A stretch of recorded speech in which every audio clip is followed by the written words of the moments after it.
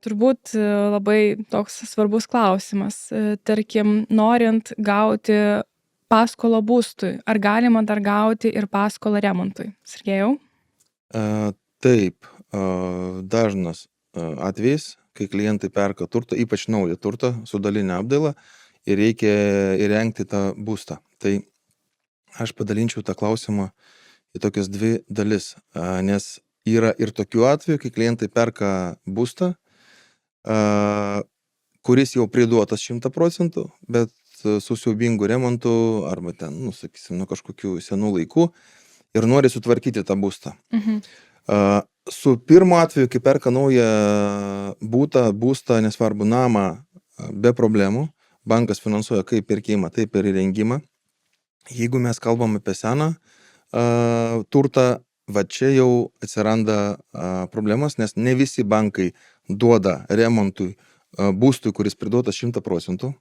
Yra bankai, kurie duoda, yra, kurie neduoda. Sakysim, aš padalinčiau į dvi dalis bankus. 50 neduoda, 50 duoda.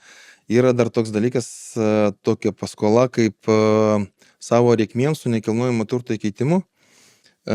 Kartais daroma taip, kad bankas duoda finansavimą būstų pirkimui ir atskirai, jeigu užtenka LTV santykio nuosavos dalies, vertinimo ar pirkimo, kas mažiau, tada gali finansuoti dar papildomai duoti pinigų remontui. Tokias paskolas savo reikmėms jos būna brangesnės biškutė, bet, sakysim, vis tiek perkant seną turtą, jis yra pigesnis dažniausiai, tai klientams apsimoka geriau paimti, nežinau, 0,4–0,5% brangiau remontui, bet, sakau, yra bankai, kurie duoda būtent, sakysim, įrengimui, pavadinsim, kaip su naujų turtų remontui, bet jų nedaug. Bet čia realiai situacija tokia, kad suprast, jeigu perka būstą, Taip. naujos statybos, su daline apdaila, Taip. bet 100% priduota. Tai jam, jeigu jisai turi savo lėšų, ta prasme įrengimui, tai ar bankui tai svarbu, ar čia jie pririša, kad tu perki su daline apdaila, bet 100% priduota? Klausimas, kaip pridavė 100% su daline apdaila? Namas priduotas 100% ok. Taip. Bet būtas ne. Nes namas priduodamas 100%, namo nėra reikalavimo 100% pridavimui, kad būtų sutvarkyti, įrengti būtai iki galo. Taip. Ten yra tam tikri reikalavimai ir viskas. Bet būtai dažniausiai taip ir lieka, kol pats savininkas jos nepriduoda, nes vystytojas neužsiema būtų pridavimu dažniausiai. Tai daro pirkėjas. Nebent būna individualūs namai, kur priduoda. Sakysim, visko, maklių visokių irgi būna, kad čia labiau su individualiais namais arba dvibučiais, kad priduoda 100%, nors iš tikrųjų ten dar dalinė apdaila.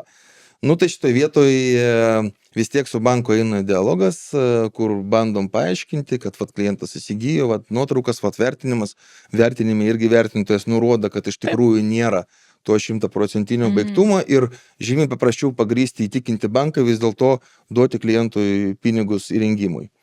Bet čia yra dvi paskolos, ar čia į vieną įkiša?